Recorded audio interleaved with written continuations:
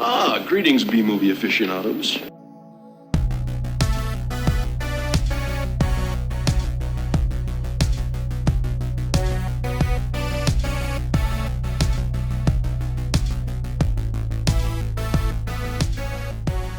Hello, welcome to A Couple of Flicks. I am Tristan. I am Nick. And I'm Zach. So today we are going to discuss a film, and would either of you like to say the title, or It is RRR. yeah, Okay. available on Netflix? It's not triple R, like triple X. Maybe Triple R. triple. I mean, R. they never say the title out loud in the movie. They just kind of show the title a bunch of times, but they don't really Yeah. What is it? It was, I wrote it down. Rise, Roar, Revolt. Rise. Okay.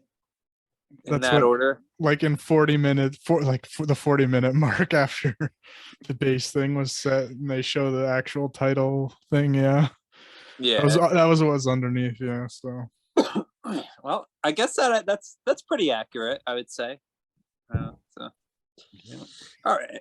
Well, so so I guess this was sort of I don't know who chose this one, or did we all just kind of collect? I threw the idea out there. Okay. Yeah, it wasn't me. I really didn't know anything or heard about it. So. All right. Yeah, because I saw stuff for this one, and it looked really goofy. So, I mean, it's kind of their stylized action that from India, but yeah. That's all they showed pretty much in the trailers, and then at least the American trailers for this movie. So, right. That's what I was expecting. Yeah. Well, I mean, we certainly got that. It's just like we got kind of like about 6 movies worth of material here. Yeah, it was more of a serious movie than I thought. Yeah, most definitely. Kind of like I guess the director's like he was inspired by Inglourious Bastards, you know. Yeah, and so, apparently they're based on real characters or real people, I should say, like actual actual revolutionaries that like never met. Yeah, okay. Indian revolutionaries. I assumed this was at least based on an actual revolution. Yeah, especially that last dance scene where they were showing like the portraits of what looked to be the actual people that or took place in it. Yeah, I mean it's kind of a like an imagined sort of epic about what like might have potentially have gone on during that period of time, which, you know, actually this isn't the first type of movie that's done this kind of thing before, although this one is definitely like on a much grander scale than like this is kind of more Seven Samurai level, it like in the sense that there's kind of like there's a lot of backstory. There's a huge prologue. There's a lot of different character motivations going on. But it does, you know, kind of all amount to just a really fun, upbeat type of action movie, I guess you could say, you know. So fights are dope, yeah. Yeah. It was also very romantic, and there were it had a lot of different kind of qualities to it. It was definitely cheesy, but it was also classy. That would be the word I would use to describe it, is classy. Yeah, I've never seen like Bollywood films. I don't think. If maybe one that I don't remember at all. The closest thing would be Slumdog Millionaire, but I think maybe I saw, which isn't really a Bollywood. It just had that one dance scene at the end. But yeah. So this was like one of the first. Is this even? I guess this is Bollywood, right? This is Tollywood. Tollywood, yeah. I don't even know what's the difference. I guess it's just the language they use. Telugu. Yeah. the Indian film industry, I mean, Bollywood is only it's probably the biggest part of it, but it's only one part of it. The Indian film industry is probably about as eccentric as ours, maybe even more so. I've seen a few of their movies actually. Oh, and I should say Netflix has a pretty good selection. Yeah, that's what I saw when searching for it. A bunch more comes up. So yeah. Oh, Unfortunately, like Netflix the only thing that pisses me off about Netflix is they have this irritating habit of like taking like a huge amount of them off out of nowhere and then replacing them with other stuff like out of nowhere, and just kind of doing it sort of like discreetly without warning. So that's Netflix in a bottle. Yeah, that's what they do yeah, with everything, really. yeah. And so you can't really depend on them to have like specific Indian films for like long periods of time. It's kind of like how like you can't depend on them to have a movie like Fargo or Taxi Driver for an extended period of time, but you know that you've seen it on their lists, you know. So when it's gone, it's weird, you know. When you're actually trying to find it, it's never there. It's really, I don't know. Netflix kind of bums me out sometimes. They've been doing that a lot lately, actually. So. Yeah, I think they're just losing a lot of rights. Yeah. To other people's starting up their own streaming platforms. Yeah, but they're getting a lot of really cool foreign films though. That's the thing. Yeah, so that's one thing that they're doing good with. Yeah, doing well with. Yeah, but yeah, I do feel like they tend to sort of sacrifice quality for quantity a lot of the time, you know. So, and when you do that, it's like the Sega Genesis syndrome, you know. Like you get a bunch of stuff, but only some of it is like gonna stand the test of time ultimately. So Stranger Things. Yes, yeah. Stranger Things is perhaps the best example.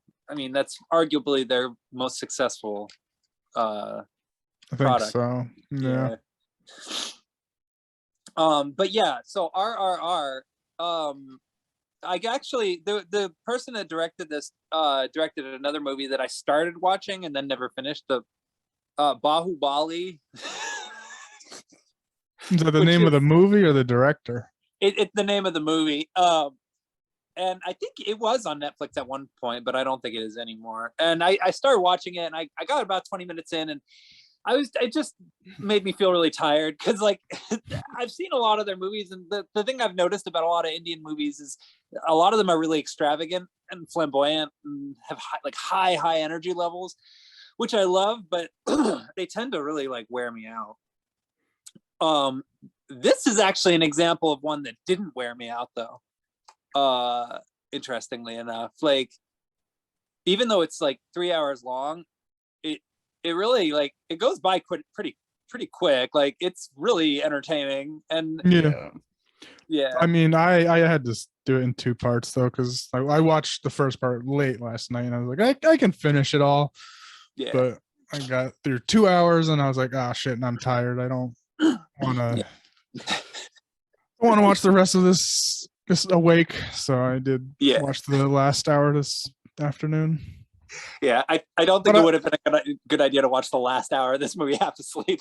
Yeah, I got to a point where, you know, the guy was getting flogged or whatever, and that's when I said, oh shit, this is about to get real, so I better start. I better just go to bed. I could have, if it was like, if I started it earlier in the day, definitely could have watched the whole thing in one sitting. Yeah, no problem. Oh yeah. Yeah, I mean, I watched it like right after work, and it just flew by. Like it really, I don't know, this was like the fastest 3 hours. This was kind of the opposite of In the Name of the King, a Dungeon Siege Tale. Which admittedly, you know, when we watched that for the show, I made the terrible decision of watching the 3 hour long director's cut, which did not improve the movie at all. Yeah, it really, I was really frustrated. That was probably one of the worst decisions I've made. But yeah, go on. I don't remember what version I watched of that.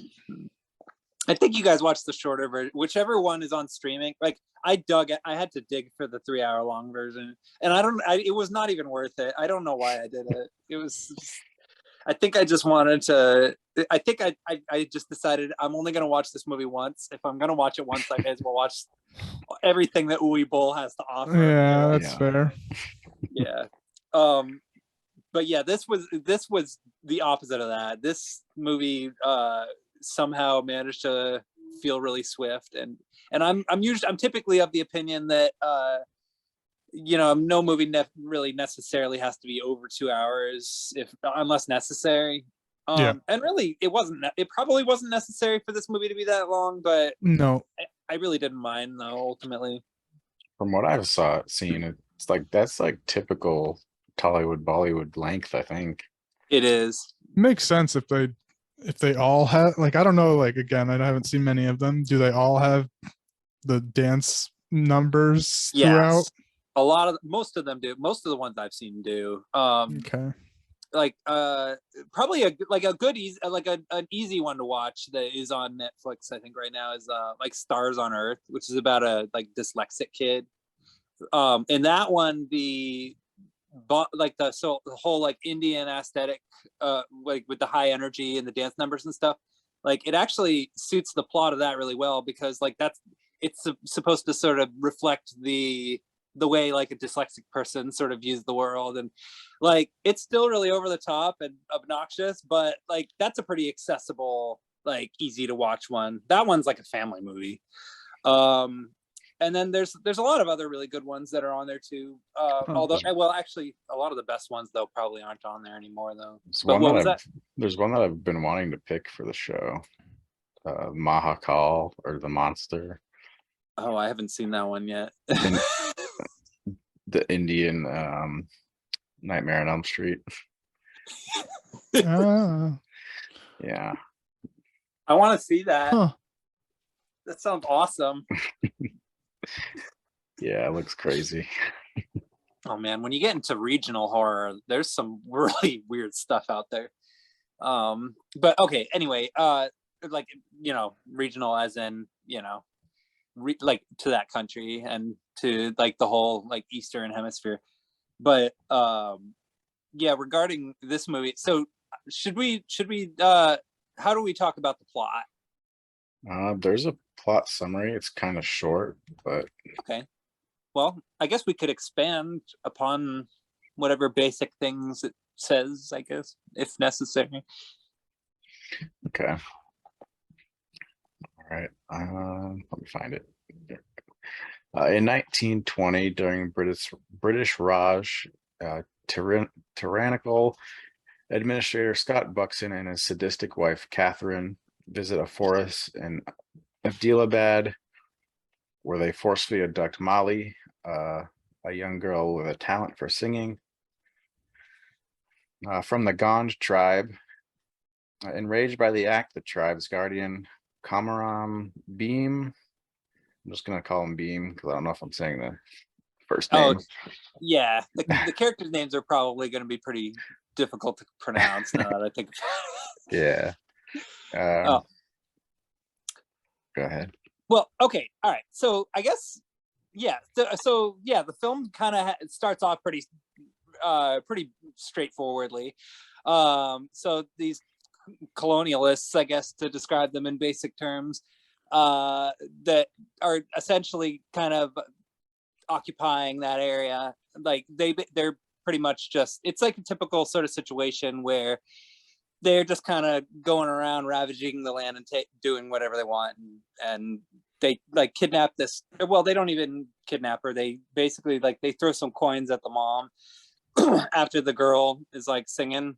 Yeah, And they thought it was just a tip for her singing, but yeah, they were paying to buy her, the little girl. Yeah, because like they can't understand their language, so they don't actually know that. Yeah, that's actually what's happening. So they grab the girl. It's this very dramatic scene in the usual kind of sense that these movies tend to be. A lot of slow motion and that kind of thing. Right? Was this a Zack Snyder film? Yeah. I was thinking that like at the end of the movie when there's a lot of action, I was like, did Zack Snyder help? Yeah. It felt like it. um so yeah, and the mom, like, she like is trying to kind of get her out, and is like begging the people, and of course the guy's wife in the car is going, oh, she's like this, she's like one of those typical like ladies with the hair all pulled up, who's all old and angry and crazy, and who just is basically just evil. Cartoon, like Disney evil stepmother Yeah, type. Yeah. pretty much. Yeah, the type of character who you see in Game of Thrones and know is gonna probably get killed like really quickly. Just but let's see. And yeah, they smack the mom upside the head to okay, so this movie kind of reminds me a little bit of like a Paul Verhoeven movie a little bit. Because you know how like Paul Verhoeven's movies have like really like upbeat energy, and are have like these enthusiastic action set pieces and stuff, and then these really savage like violent scenes kind of thrown in just kind of randomly, like with RoboCop and stuff like that, or Total Recall, which is otherwise almost like a cartoon. This movie kind of did the same thing, where it was upbeat, but the violence in it was really savage. Like, you have people getting mauled by animals and stuff. Yeah. Yeah, there was a disclaimer too at the very beginning that all the animals were CGI and shit. Yeah. Which was obvious, but like at the very first village scene when they're just showing that village, I think there were regular goats and a guy rode in on a normal horse. I was like, hey, you lied. But I think the rest of that, like, there's a lot of action scenes with animals that were definitely, yeah, of course, CGI. Yeah. But Yeah. that list literally said like all the goats, birds, tigers, horses, and like they went through a whole list of animals. It's all CGI. Yeah. Although I have to say I appreciated the disclaimer, only because like it's I better mean, to kind of yeah, but it was also obvious. The CGI Yeah. was like super yeah. CGI. But I guess what I'm trying to say is it's better to be prepared for fake CGI rather than to watch a movie not knowing what to expect and then have to encounter poor CGI. It's better to know like ahead of time that you're going to see stuff that's going to be CGI, and it may or may not look good, but at least ahead of time. I mean, So look better than some of the recent Marvel stuff. yeah. Actually, yeah. Yep. And I have to say, even though you could tell it was CGI, it was really expressive CGI that I thought looked pretty cool. Yeah. No. The tigers had like distinct features. All of them did. The faces, like, they had just different shaped eyes and different colors and stripes and stuff. I like those little details. That's cool. Okay. All right. So then you get this dude who is, so he's he basically is working for the government. Well, I want to say too before we, Yeah. Just one quote that I love that they kept throwing in. Well, I loved it for being a quote that a bad guy would say. They used it multiple times throughout the series. It's like the mom tried to stop them, and one of the soldiers got out and was about to, cap her. But then like the main bad guy comes out and just stops the dude from saying, hey, do you know how much that bullet is worth? You have Englishmen, working by the hour, and then it travels the 7 seas and all the shipping, and it costs $1, and these people aren't even worth that much. And so he just grabs it. So he's like, find another way. And they say that multiple times throughout. So it's basically saying, yeah, these people aren't worth the money the bullet costs to make. And so he clubs the mom instead. And that, it's like a fucked up thing to say, but I liked it because the guy that said it's super, like, really, really bad dude. Yeah. But well, I mean, it's a good villain line. Yeah, Ray Stevenson. I'm surprised I actually recognize someone. The main bad guy is Ray Stevenson. Oh, I have no idea who that is. Yeah, I know the name.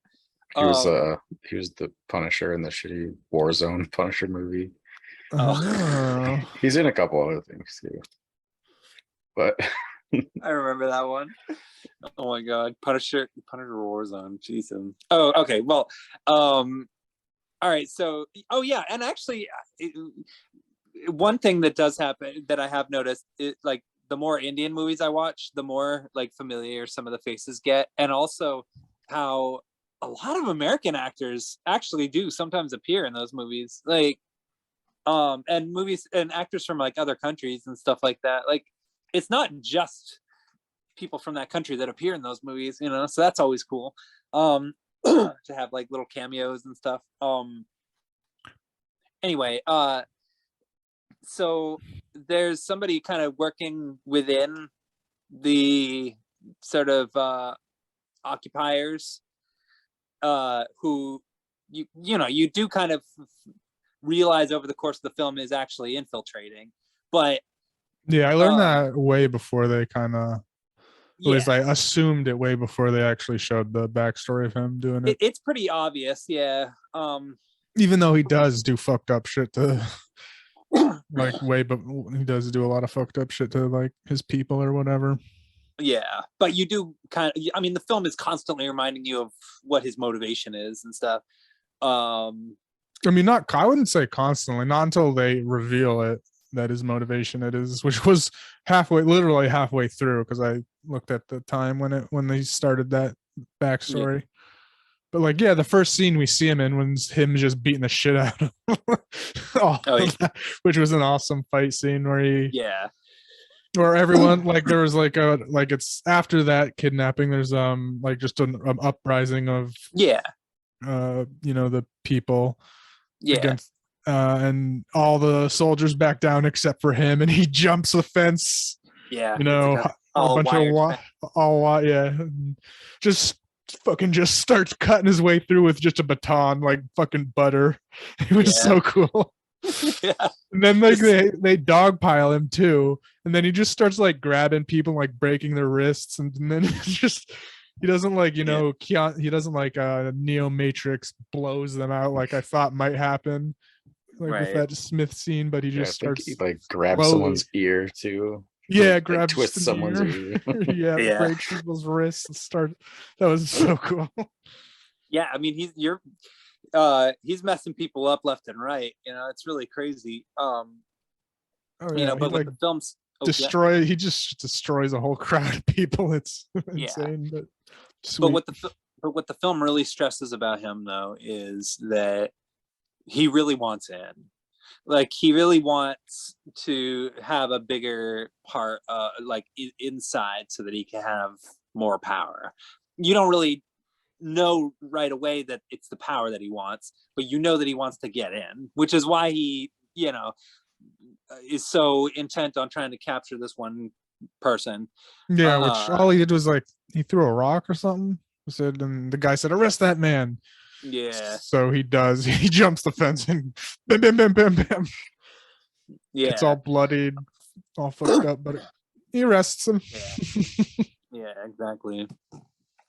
And yeah, I mean, he shows the same kind of deadlockness later on in the movie. But anyway, we're getting ahead of ourselves. So, and that's Fire, by the way. They have like a little logos that start like so he's Fire. Yeah. And then we get to the second part, or the second character, which is water. The water. And so the first like 40 minutes of this movie are basically the character introductions, and it's kind of setting the chess pieces up for the literally 40 minutes too, because I paused it when it stopped it. Yeah, this movie's trying to kind of aim for like Departed type of thing, you know. And so let's see. So the other person is involved in the village in which the girl who had been taken at the beginning was from, and their people are very sort of worshipful of this, you know, this whole like artistic, spiritual sort of circle that she's involved in, like she's a part of. Like, it's been a few days since I've watched the movie. They elaborate more, but there was like, I don't know. I don't remember exactly what it's it was. like they appreciate like family type Yeah. and keeping everything together. They had the analogy of him, the guy, the main Beam, being a shepherd, and they will do anything to get the lamb back, basically.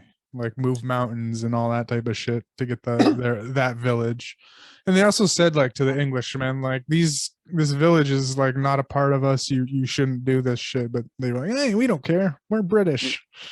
Pretty much, just snatching everything up, Yeah. Damn Brits. Yeah. But let's see. And so of course, that's how that's got to go, because like obviously his goal is to try to get this girl back, and so you got kind of like the En Bach type story going on here, except instead of a statue, it's a girl, his little sister, which Yeah, I didn't realize until way too far into the movie. Like basically when he was meeting her, I didn't realize that it was actually his sister. I just thought it was their best warrior that they were sending out, because like, so the other dude's intro was the fighting of the mob, and his intro was him running from wolves and tigers and shit like that. Exactly. Which was cool too. It was cool. It was very cool. And and also like whenever anything major like that happens, the film kind of makes sure to sort of kind of briefly summarize things kind of every so often. And so, for example, after the main character meets his sister, the water meets his sister, you get kind of a song interlude kind of elaborating on how he feels. So. Oh yeah. Lots of singing, lots of good music, actually. That's one thing I do enjoy about these movies is the music is usually pretty cool, and this is certainly no exception. There's definitely like the score is memorable, actually.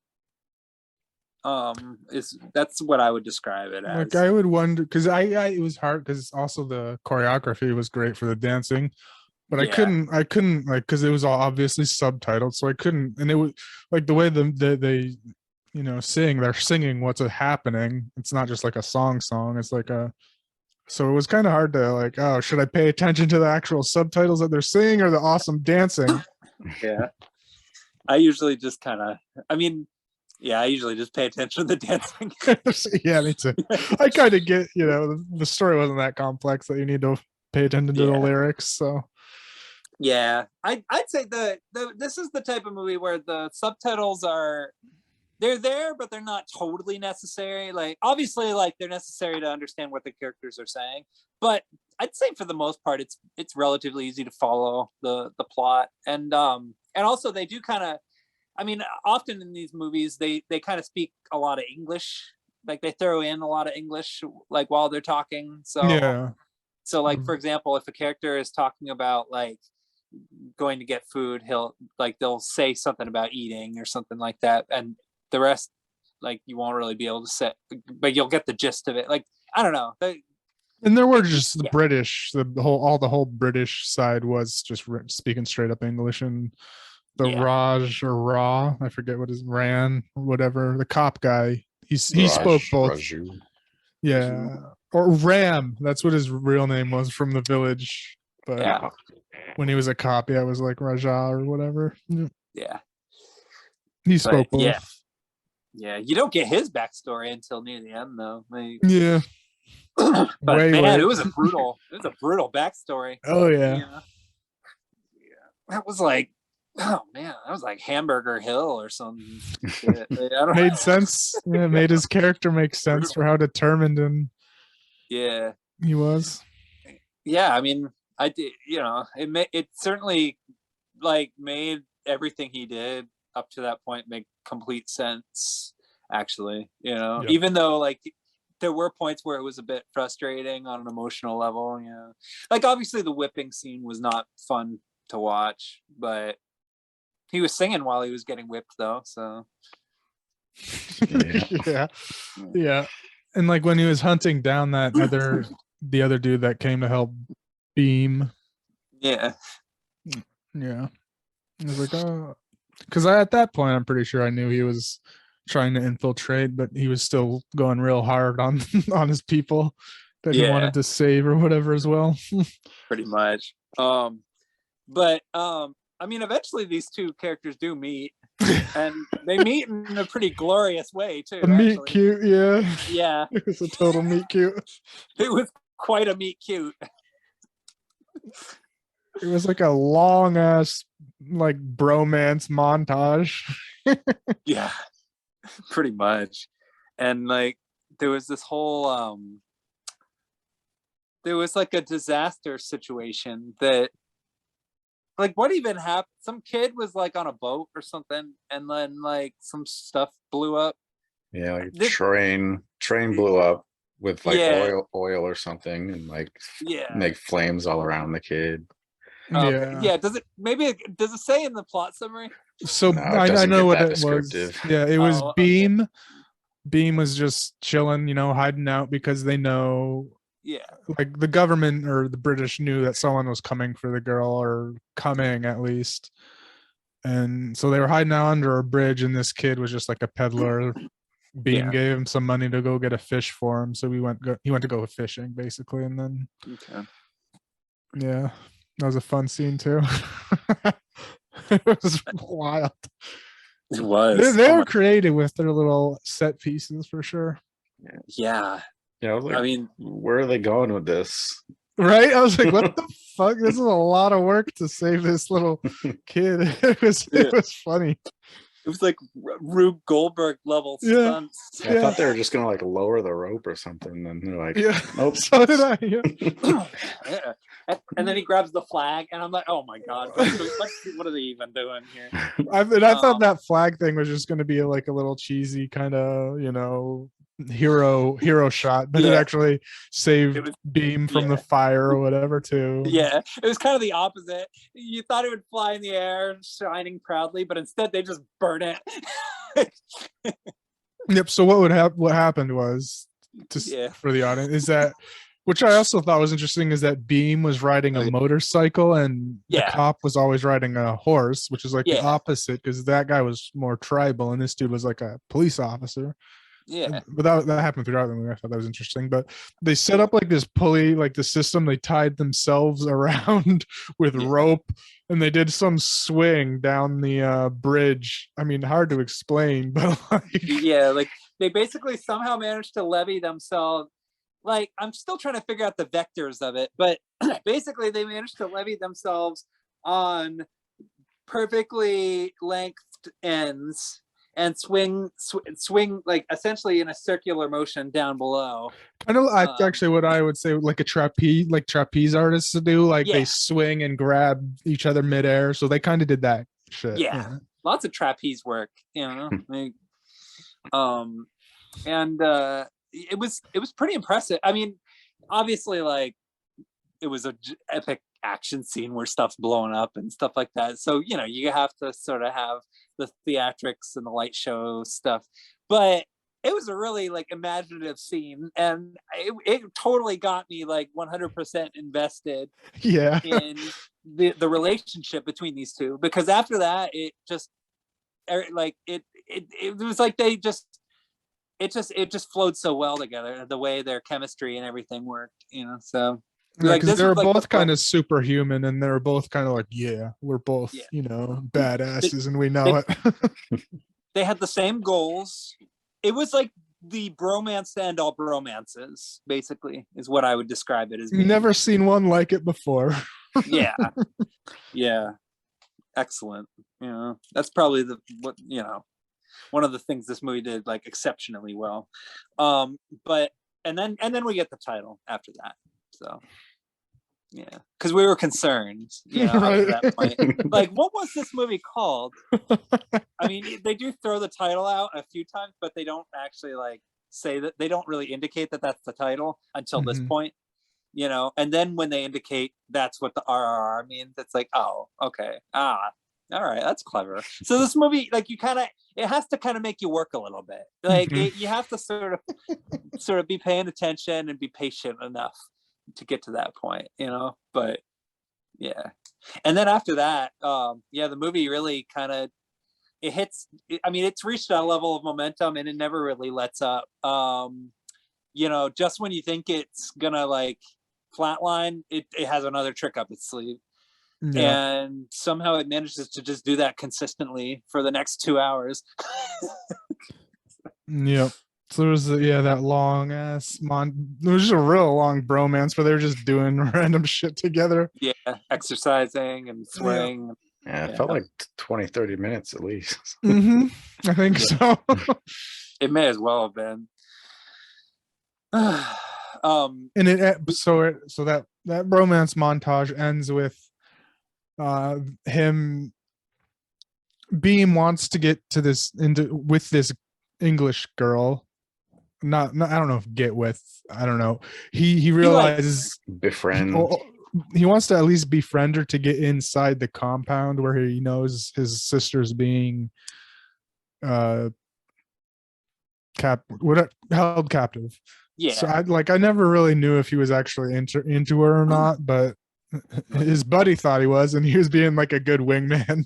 So they blew out the tires of her car while she was driving, and they go on a Beam and her go on a date, and it's they can't speak to each other well because there's a language barrier, but he makes a quick little bracelet for his little sister, which is like an indicator to let her know that he's coming for her, which is cool. Yeah, that she's in everyone's thoughts, and and then she better brace herself. Yeah, don't give up, we're coming for you. Yeah,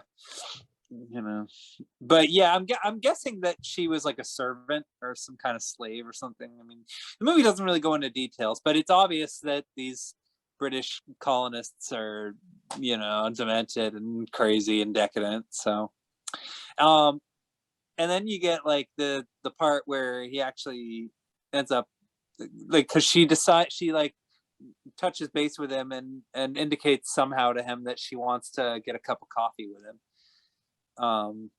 And since the cop can understand what she's saying, and by the way, there's like a whole other thing going on too, with the uncle, but I don't know. I guess we don't have to talk about that. Anyway, so he goes to get a cup of coffee with her, and then it ends up kind of evolving into like a really violent dance sequence. Oh, right. He gets invited. They have a party. Yeah, they're throwing a party, and he just way later on. But yeah.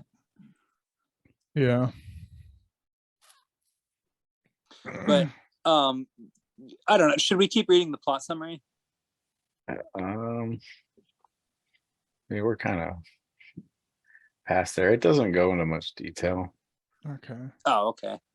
All right. Well, okay. So pretty much they basically like a lot of what happens kind of in the middle of the movie are basically just the two of them kind of helping each other work together, essentially, for reasons that they necessarily aren't entirely privy to, because the police, the guy who's involved with the colonists is trying to kind of find this particular person who they know is going to be a threat to them because they have his sister. Yeah, they get like so close with the sketch to showing him, and like blows away and then gets into a puddle. It's ruined. Yep. Yeah. And that's one thing about this movie I really enjoyed was the self-awareness. Like it kind of knew it was self-aware about its ridiculousness and its absurdities, and it liked to kind of poke fun at itself a little bit with sort of the ramped up theatrics and stuff, like the part where the older brother like does the double take when he realizes that his sister is inside of the building. Like it was just like perfect, like comedic timing. Yeah. And then that party was the first, I don't know, like Hollywood, I guess, dance scene that you would call it. But they just break out into an elaborate dance thing, and which actually that was probably my favorite scene in the movie. Now that I think about it, but yeah, it looked painful though the way they were dancing. It was like they, a dance or like a dance battle thing. Yeah. yeah, it was and like a then dance off. Because there was a British guy trying to court the lady that Beam was with, and Yeah, he didn't like them. So yeah, it ended up, but it also ended with Rom throwing the dance because he heard the girl, going, say, yeah, go Beam, you can do it. And he's like, yeah, oh, I'll take one for the team. He's a good wingman. He's a Yeah. real good wingman. yeah, 100% OB. And it's like incredible, Yeah, they had a midsummer type dance off. Oh shit, yeah, it's true. Yep. That's what it reminded me of. Yeah, I saw that not too long ago too. Oh, nice. All right, Yeah. yeah. Did you notice that they were falling on purpose? A couple of them. No, Kind of makes you wonder. Ooh. I didn't. Yeah. Because I did not know what was going on at all during that movie. Really. Yeah. When you rewatch it, it's totally insane how many details you miss and how orchestrated the entire thing is. When that Oleg guy at the beginning of the movie tells her that it's like a play, it's like theater, he's not kidding. The whole thing is totally like a theater performance that the main characters are just completely oblivious to. It's so messed up, it's one of the only movies I've seen that only gets more messed up the more times you see it, Gotta rewatch it. Yeah, I might have to rewatch it then too. Yeah, it's nuts. It gets better on rewatches, in my opinion. And by better, I mean more depraved.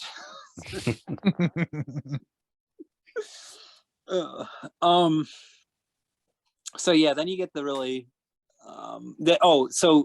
then you get as they're leaving, there's a whole thing where he's too tired to move or something like that, so his friend's kind of carrying him on his shoulders, so not only is he being a wingman, but he's also giving him piggyback rides, so he's also kind of being like a parental figure in a weird way too. And it's just kind of funny how much he's just helping this guy out just because they both happen to be saving a kid who almost got blown up. Right. All right, so let's see. Then there was what else happened? I mean, there were so many other crazy things that happened. After that party scene, I have here that Beam eventually gets in the house. Yeah. I think it's after second date or something. Yeah, after the second party. date. Yep. Yeah. Yeah, and he finds his sister locked up and shit. But he can't save her yet because he just doesn't have the opportunity there, but he lets her know that he's here and he'll be back. Yeah. Yeah. And she doesn't want him to leave, but he has to. I'll be back for you, I promise, type of thing. So then so then this is around the time that the whole thing with the uncle starts to kind of become important. So while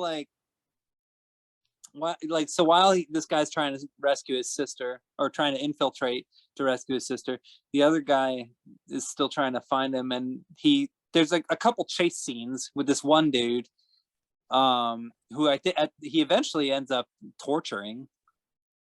Oh yeah, the guy that he got away at first, but then I don't know, they found him again he figured out he was some kind of painter. Yeah. And then he found him and tracked him down, beat the shit out of him. Yeah. The usual type of stuff that those types of characters go through, only, more emotional because it's an Indian movie. Yep. And it shows a little bit of a backstory to the cop with the bracelet that he has, which is I don't know, a love bracelet with his fiance or whatever. Yeah. But yeah. And you do eventually kind of learn about that side of things too. So, but I liked how, and I think it still happens in the same general time frame, is how the brother got out of the being captured. It was really cool. That was cool. So yeah. there was a snake, and he saw it and realized it was like a really deadly snake. So he lured it by like tapping on the ground, lured it, and then caught it with his hand. Yeah. It And was incredible. then just like, as you know, Rom was beating him, he just chucked the snake, and it bit him, and it was like a deadly snake that'll kill you in 24 hours or whatever. Yeah. And there's like, even the Britons have no cure for it. Yeah. And so that means that the brother character has to kind of do this elaborate thing where he has to find the whatever it is that he can use as a counter toxin to the venom. Yeah. And, Their tribe knew that the antidotes. yeah. But while the cop is, so then like the cop is kind of left to recover, but I think that's around the time that he realizes like that he's the guy that he's trying to find. Yes, this is the moment, because he's like he can't talk or anything, but Beam actually just straight up says, "I'm here to rescue my sister," or some shit. Like, he basically just straight up tells him, and the cop was like, "No, I can't let you. I gotta kill you now." Yeah. And I think that's around the time that the cop has the lament scene where he questions whether or not he's doing the right thing by essentially taking down somebody who has the same goal that he does, but having to do it, because he knows that he can actually take these people down. So he's conflicted about that whole moral dilemma. Yeah, he punches out a wall too while he's just, like, under the snake venom. He's like, "Oh fuck," beating the shit out of a wall. I mean, this movie is like a testosterone torpedo. Like, you want to see furniture get broken and walls get busted and bloody knuckles and bones and teeth and sweat. Like, this movie has that like tenfold. Mm-hmm. Like practically every other scene. So this is around the time that we get the epic zoo face off, I guess you could call it. Yep, this is when they're going in to actually rescue her. Yeah, little girl. So I don't know, do either of you want to talk about this scene? Because I mean, pretty magical. I mean, it's pretty sweet. Have the privilege. I'd rather grant one of you two the privilege, I think. Yeah, I'm trying to think of how exactly it started though. Oh, okay. I know how it started. It's just fresh in my mind. So, right. so like, yeah, that first date being went on to go inside. They make a point to show that the gates it was a double gate. She's like, "Oh, I don't know why we have to have this security." So there's, the first gate, they make sure it's closed before the second gate opens. And then, so they have like one of the uncle brothers. There's a handful of the people trying to rescue the girl. They're using their magical hearing abilities, and they see the first gate close, and he's just like, listening. For as soon as the second gate open, he tells the truck to basically just blow through. I thought it was like going to be explosions or some shit, but nope. They unleash a huge amount of animals and shit, like tigers, wolves, cheetahs, a bunch of shit. Everything. Animals. Just the whole zoo just flies out of this truck. Yeah. And then sometimes the animals attack, the guy, the dude trying to save him, but it does well in causing complete and utter chaos. Pretty much, yeah. We do get to see some good maulings here and there. It's pretty cool. And then eventually it kind of culminates in a fight scene between the two, the fire and the water. Mm-hmm. Yeah. Because even though the fire is like trying to recover from the poison, oh well. But what were you about to say? Makes a full recovery. Real fast, even though it was like, you'll be good in a day, but he's He's superhuman. Like these guys are technically superhuman. They have like Yeah. super strength and shit, but 100%. Yeah, especially in the later on, like throwing a motorcycle around and stuff. yeah. Oh. Yeah. That was probably one of my favorite images from the movie, was just the casualness of him picking up a motorcycle like it's a baseball bat. Right, and just then putting whipping it down around. Like it's nothing. Yeah. Like when I saw that, I was like, huh? Wait, what? It's good. Yeah. Yeah, it's some good shit. Yeah, this is where where it's actually like the fire, he's like fighting with a torch, and the water, he's I don't know, some it's just fountain. splashing water.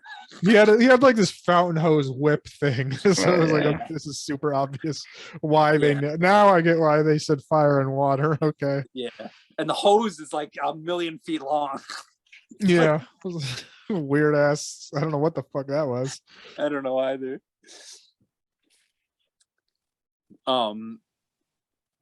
But you know, and the way he came in on the carriage, that was funny.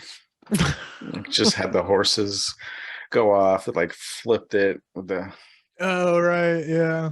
The explosions and shit. yeah. And then like the wheel knocked over the beam or whatever or some shit. Made his grand entrance. Yeah. Yeah. Yeah, And no, he didn't know he was a cop until right that moment either. That's when he found out. Yeah. Yeah. Both of these characters discovered each other's deepest, darkest secrets. Except the brother didn't even have that darkest secret. He was just trying to save his sister. Yeah.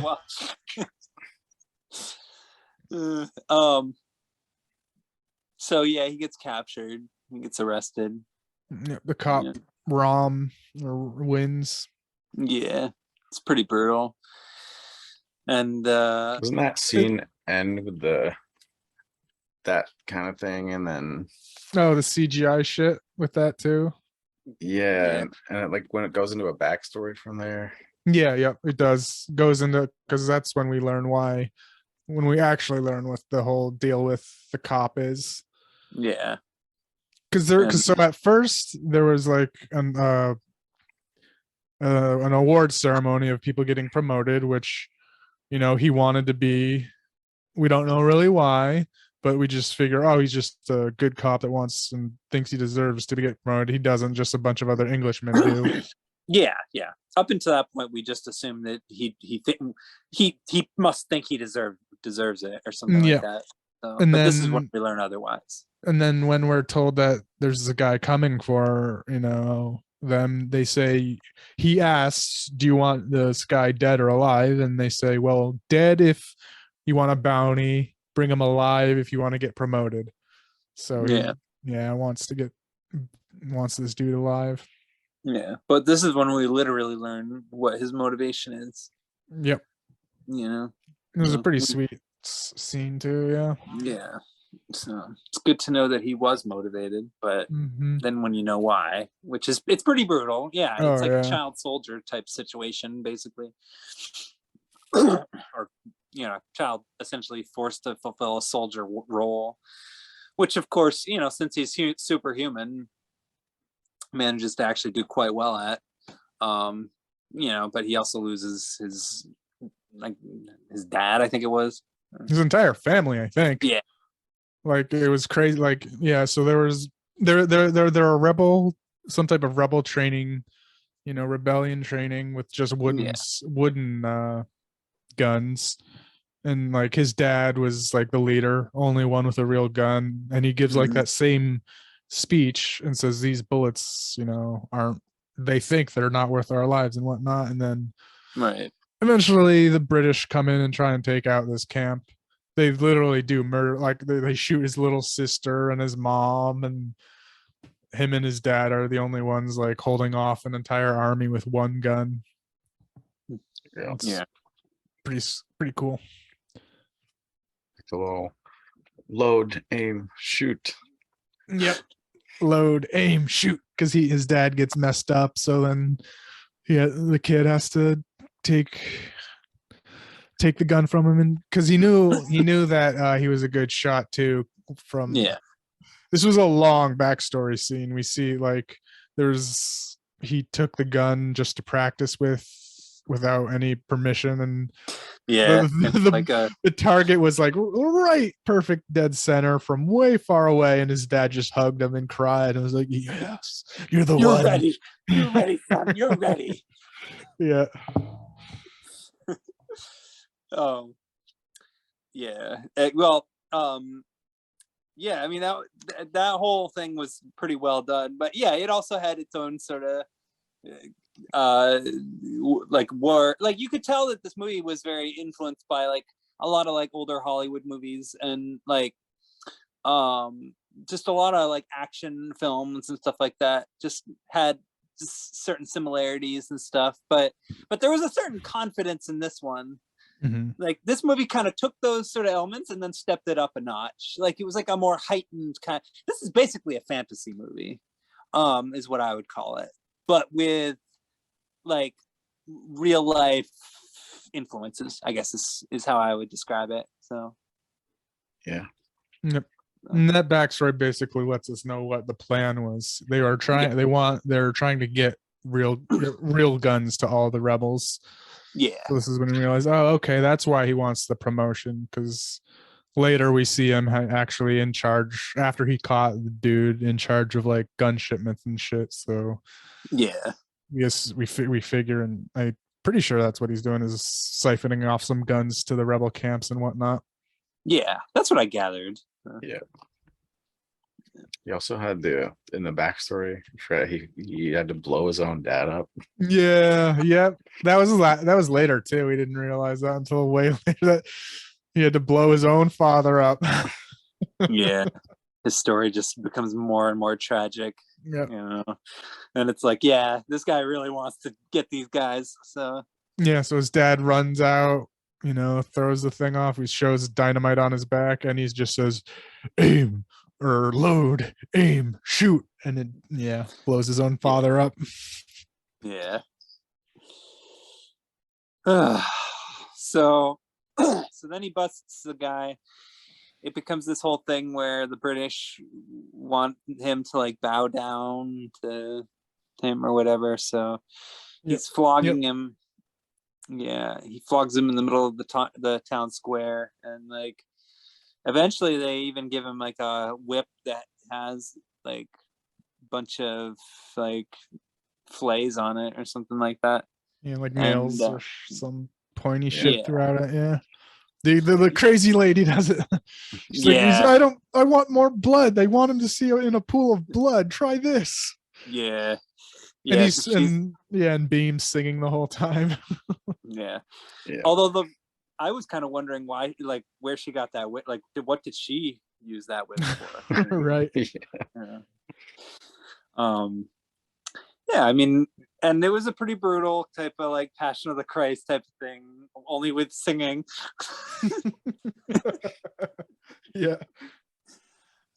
This movie was nuts. So he then, never kneels though. Like that was one of the things that like his legs are dangling but never kneels. Yeah, he manages to summon his superhuman willpower to not let his knees touch the ground. Yeah. And so then that's when the cop decides to start getting rebellious, and it's like, all right, well, because also it's brought up a little later, but a little mini revolt happens when he's getting flogged and shit, and it was because of a song. And he mentions earlier, like, oh, he did it without guns and shit. He just was able to do it with singing. Yeah, he was able to make everyone a weapon with his impassioned speech / song. Yeah, exactly. And that's when the cop starts planning his rebellion and going off his initial plan. Pretty much, yeah. And so that's when he decides to take the opportunity to like, oh, okay, well, if we're going to execute this guy, let's do it in a location where we can, be discreet about it, and then we can secretly kind of get him out or whatever. Like because if like the fewer people who see it, the easier it'll be to get away is kind of the whole plan. That's Yeah, what he Um, says, but it was actually to help him escape with his little sister. Yeah. Yeah. That's what he tells the big whatever is, I don't, Scott was his name in the movie. Yeah. Yeah, and he's like, if you kill him in the street, he'll become a martyr, basically. Yeah. So he does convince them to let him do it. Oh yeah, and there is that one guy that works with him too that was Yeah. in the camp, and his uncle was like, why are you doing this? You're gonna ruin our entire what we've been doing this whole time. Yeah. Like his uncle or his brother, I don't really know, but someone else that was infiltrating as well. Yeah. But that big dude who is like the henchman, he ends up spotting him like while they're trying to escape, and like that kind of results in a whole crazy car sequence. Like, Yeah, I don't really get how he figured out that this, like, because he was shook his awesome. yeah, he was onto him because he shook his hand before the thing, and then there's red stuff. I don't know what he gathered, like what the dude gathered from that, and he was like, this is suspicious. Yeah. And then there was, when they were driving to the execution, is when he figured it out. He saw a tree that was like, looked like a trap and shit, which it was, and that started a crazy little action scene, like, Yeah. Which yeah, so he knocked surprising. down the tree, and it barely, like, clipped the car that the general was in, the main bad guy. And the main bad guy was in the air, grabbed the gun out of the air, all in the air, and shot him. Yeah. Well, shot his car, Right. I don't know, like a tire, and then that car just like fucking flipped in the midair, Yeah. did spins, Just goes flying. I don't even know where it went. It just went somewhere. Yeah. Flings him out, and he gets pretty badly injured there. Like, he gets stabbed by a tree. Yeah, that was messed up. I thought he was actually gonna die at first. I was like, oh no. Right, me too. I thought he was dead then. Yeah. Like, I thought this movie was gonna try to pull the rug out from under me, and it did, just not in the way I expect, which I guess is the point. but yeah, I thought it was gonna pull it was gonna do something clever, like he was gonna die, but he would like sacrifice himself in some way, or like do something really big, but that didn't end up happening. What ended up happening was actually more surprising, in my opinion. But anyway, how do we even summarize what happens next? It's kind of like, so by this point, like, everything else has gone haywire down. Like, and he does stuff like that. Well, so. with that hanging as well, he does sabotage all the guns as well. We see him, like, sawing off some stuff so all their guns weren't working and shit. Yeah, and they made sure the girl was there too. Yeah. He said, if we want to, I don't know, show them something bad, like, make a point, let's make her watch her brother die. Yeah, they were I mean, I think, I wasn't sure if the guy, I don't think he knew that, like, they had this secret plan to actually get him out at that point in time, but I don't know. Yeah, no, they didn't, not yet, but No.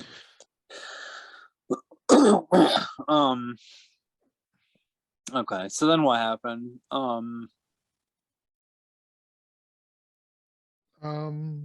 Well, yeah, Beam and his little sister do escape, but not after a little fight kerfuffle with Rom and him. Yeah. Because it makes it look like he's gonna shoot her, but it's actually he was actually aiming at a guy behind everyone. Yeah. So at this point, he doesn't even know that he's being helped out by him. He thought he's still being a cop asshole guy. Yeah, so he just beats the crap out of him, basically, and leaves him for dead. Yep. Mm-hmm. But even as he's dying, he still shoots a bunch of Yeah, he takes out a few guys trying to chase him Yeah. down. Yeah. And he doesn't even end up dying anyway, but still, like, Yeah. he seemed like he was dying. It was like, jeez. Yeah, I almost thought that Beam was gonna kill him because he took that big wooden thing and was like, ah, and then stabbed him, and it like the angle looked like it was, but it was actually just on the side of him. I was like, oh, how much how would it have been more interesting if he actually did kill him after being helped by him? Yeah. But, I guess maybe it wouldn't have been true to the whole like myth or whatever, or the story, like the true story. yeah. But okay, so yeah, so he rescues his sister. They get back. So that whole thing is settled now because yeah, they're reunited. And that's kind of where they sort of start to formulate what they're going to do regarding like what's currently, because now that this revolution is happening, that's kind of where this like where I mean this is essentially the conclusion of the movie. Yeah. I guess you could say. And I guess it's unsurprising ultimately the direction that it ultimately ends up going in. Yeah, the whole movie is pretty straightforward. Yeah. Yeah. It's really it's less the plot and more the way the plot and the story happens that's really kind of cool about this movie, like because I guess you could say it has a pretty conventional story, but it's just got these insane sequences though that kind of make the story yeah Like the action scenes were good, fight scenes and action scenes were all awesome, creative and shit. Yeah, it just gives the movie like a better feeling of gravity, I guess you could say. So it's like basically now the cops it's been I don't know, weeks or months, I forget what they said, but yeah, the cops in jail now. You Pretty see much. them like, we only feed him because they say we only feed him once a week. Then when you get to his prison cell, he's doing pull-ups, he's all jacked and scraggly, huge beard, and he's like, oh, you can't break me. So they throw him basically in a hole in the ground. They break his knees. Oh, right. Yeah, they do. Oh, yeah, they do. Yes, they do. Which makes for an insane scene later. Yeah. It's so funny. Yeah.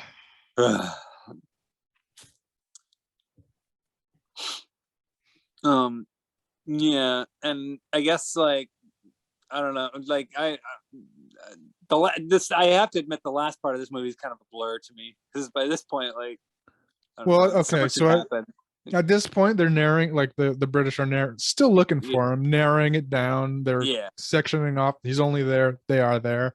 Yeah, they're hiding out. Took them to figure out where they were. Yeah, they're hiding out in some, I don't know, maybe a restaurant or what, I don't know, it's some type of inn restaurant thing. Tavern, maybe. Whatever the hell, they call it. And the British come in and they're like, oh shit, we gotta go. But this girl who, I don't know if did we see her at full age before this? His fiance? In a flashback. Because I remember her looking familiar. I was like, why does this lady look familiar? Yeah, because in the flashback, she was like there when he was on the boat leaving their village. Okay. Yeah, it was brief, but very I was brief. like, okay, this lady looks familiar. She stops them, says, no, we all have smallpox back here. Stop. And they're like, oh shit. It scares away all the British and everything. Yeah. That was funny and cute. And it that was awesome. Turns out to be, Rom's fiance. Yeah. Yeah, which was messed up, but I guess it was expected to, So. Yeah, and that's when Beam puts it together that, we're both fighting for the same thing. Now I have to go save him. Mm-hmm. Yeah, and so that's how I guess you could say jailbreak. Yeah. For lack of a better word. Yep. The rescue mission. Yeah. What happened there? Because I don't remember. So first Like I he's said, looking like he does get help from the English lady again. He like gets she gives him the blueprints, and she's like, oh yeah, he's somewhere in this lock. There's like just a field of prisons underground, like little holes in the ground. So he starts tapping because there's other scenes where they're like they've communicated with drumming. There's other scenes where they've done that. So he starts drumming to try and triangulate where Rom's being held, and he finds them, and they start fighting their way out on piggyback. Yeah, pretty much. Which was hilarious. Cool. It was Freak funny. the Mighty.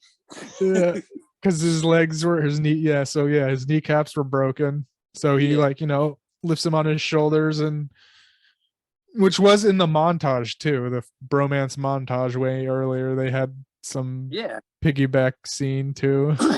It was almost like they practiced just in case one of them got their knees broken. Yeah. And I did like too how their different styles were like with the very first fight. With the zoo fight, like Rom was like more technical and agile, and but the other dude was more like just power. It was like a more powerhouse, so they were a little different in that aspect too. And this showed it as well, or Rom was holding him up, and Beam was holding the dude on his shoulders while the other guy was like dual wielding guns and just whipping them people around and shit like that.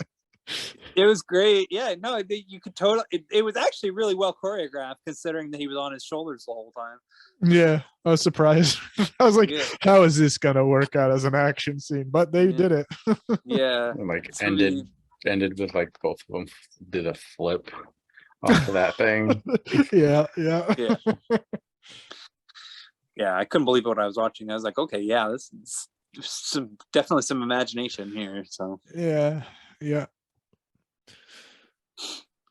And then after that, it was like because basically I remember there was just a lot of fight scenes, but I just don't remember why they happened. They were just chasing them down. Yeah, at this point they're chasing them down. Yeah, they go into the jungle, but it's still technically in the compound, I guess. Yeah. He fixes his knees. Beam fixes his knees with some, kind of the same way he did the snake bite thing. Yeah, basically. And he gives him a whole new outfit and everything, and he looks like Rambo and shit with the bow and arrows. Yeah. Take it all off a statue. Yep. There was a random statue that had a working bow and arrow set up. Yeah. It was incredible. It was totally like old school Rambo style. Yeah. And they work together finally to take out these. Yeah. Because they send in like special forces, but no match for this duo. No, they slaughter everybody. Yeah. And it's as glorious as ever. A pretty cool looking scene too. They there was a lot done with the shadows and stuff, and the way like it just all sort of how frenzied it was. And like at one point he gets some grenades and has grenade arrows launching out. Which by that point I was willing to accept, because this movie hypnotizes you into believing the unbelievable. You just watch these action scenes and you watch these ridiculous like dual wielding and people on their shoulders and swinging on bridges and all kinds of stuff. I mean, the first one got me in like saying, okay, this is gonna be insane, because it was just one dude versus a mob. He was just cutting through that mob like butter with just a baton. I was like, okay, all right, here we go. This is gonna be wild. Yeah, but I just amps it up from there. And I did avoid kind of watching trailers or reading about the movie before I watched it. So I had no idea what this movie was at all. Yeah. all I knew is that it was good. That's all I knew. But yeah, the action scenes in this movie really they did a number on me. I gotta say, you know, they like just when I didn't think they could get more bizarre and absurd, you know. So yeah, this was a very confidently made film in that regard, and really in every other regard too, you know, because it's actually a pretty good looking movie, you know. And there were moments where you could tell that they didn't have all the resources that they probably could have used to like make a scene look good, but they, you know, they did pretty exceptionally well with whatever they had, you know. Yeah. So it was rough around Like the edges. I would say like the CGI was obvious CGI, but it wasn't like, I don't know, bad looking. It was because it was still, it was like stylized. Yeah. But you could tell that, I don't know, they could have gone with, if they had a bigger budget, maybe made it a little more realistic looking CGI or something. Because like a lot of like, it's a lot of those just like slow-mo arrow shots and shit like that, which was obvious CGI. But maybe if they had bigger budget, could have looked like a real arrow flying through the air. Maybe, but it still fit the style of the movie well. I mean, it's supposed to be like a legendary type of epic in that sort of sense, with like a mythological kind of tone, you know, like. And yeah, I mean, I think ultimately like the visual effects and stuff complemented those elements really well. I don't know, do you guys want to talk about the dance sequences that took place at the end there?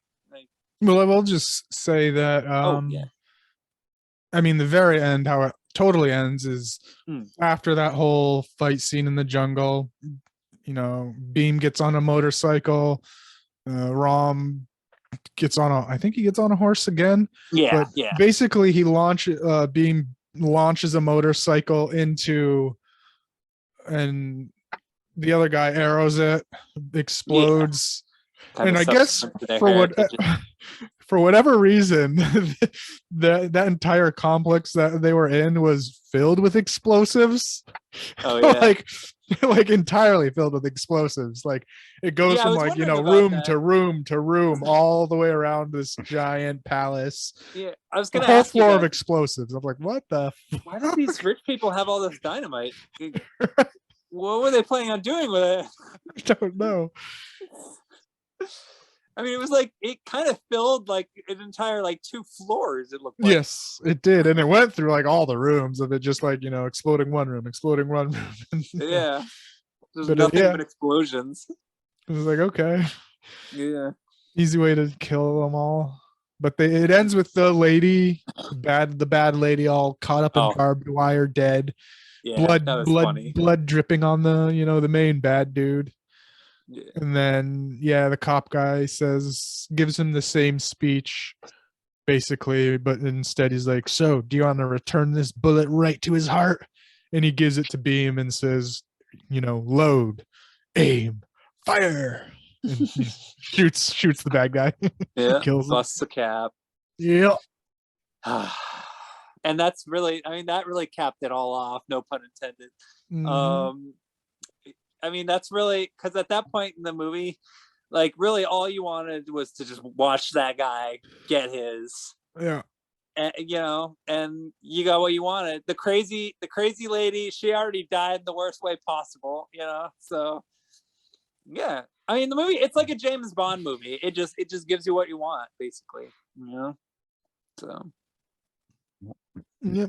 And I didn't even know, like, because at the end they do return the girl to the village. I thought the mom died when she got clubbed, but apparently not. Yeah, I guess she was just injured to the point of severe bleeding. But yeah. She pulled through in the end. Yeah. You know? So ultimately, the people who deserved the happy ending got the happy ending in this story. And and that's all I could ask for. And you know, maybe the way they got to that point was a little bit overkill, but it was very satisfying to watch overall. So and quite fun. Yeah, definitely easy to watch, easy to follow. You know, yeah, I liked it a lot. So I still don't know necessarily what to get. I mean, my enjoyment of it was like 5 out of 5. You know, the plot was, you know, pretty predictable overall, but it still had some good twists and turns and surprises and nice little like different variations on things that surprised me. So like, I don't know, I loved it, honestly. Like 4 or 5, like something like that. I don't know. Yeah, I'd give it like a 4. Yeah. Yeah, I gave it a 4 as well. Yeah. Cool. Yeah. Yeah. Definitely like one of the real cooler things that has been on Netflix, that has come out on Netflix as of late, I'd say. Like, Yeah. Yeah. So, do either of you have anything else you would like to Well, say? did you want to? You said you want to talk about the dance scenes, or Oh yeah. So what? Yeah. So yeah, I thought the dance scenes were pretty cool. At the end, there was, you know, different little things that were kind of, again, sort of capped off everything else, all the other characters. I mean, I don't know. I don't really know what to say about it specifically, but yeah, it was just sort of like a setup in a studio. I guess that they do that at the end of a lot of them. It's like yeah, the studio setup, the whole cast. Well, most of them. pretty much. Yeah. I mean, I've noticed they do that in most of the ones I've seen. So, and for this one, I feel like that setup was actually telling the real story. But again, I wasn't able to, you know, watch the dancing and them talking, because they showed like paintings of different people, and they kind of represented it, seemed like, because one guy would say something, and I looked down and it was talking about this certain people, and I was like, oh, that's probably who that guy was representing. And then it was like the lady represented some other lady, and like, yeah, so I was like, oh, this is probably what this song is probably telling us about the actual people of what happened in here. Yeah, which, you know, I gather these are people in history that like folks don't necessarily know all the like personal details about or anything like that. Kind of like a Che Guevara type of thing, where like not much is necessarily known specifically, but like one could sort of like pick out little details and you know, exaggerate them or kind of make them into sort of like fantastical sort of things. So but yeah, I don't know, I can totally dig like the idea of taking like a legendary figure, like a household name or something like that from history, and making a epic fantasy movie about it, you know, or her or whoever. Like, yeah, it's just a cool, I don't know, it's just a cool little setup. And yeah, I like the fact that it was very celebratory at the end, you know, in that regard too. So lots of good energy and good vibes. Yeah. It's fun shit. Yeah. All right, I guess that's all I have to say, really. So yeah, so have a good night, everybody, and yeah, see you later. Yeah, have a good one. See ya.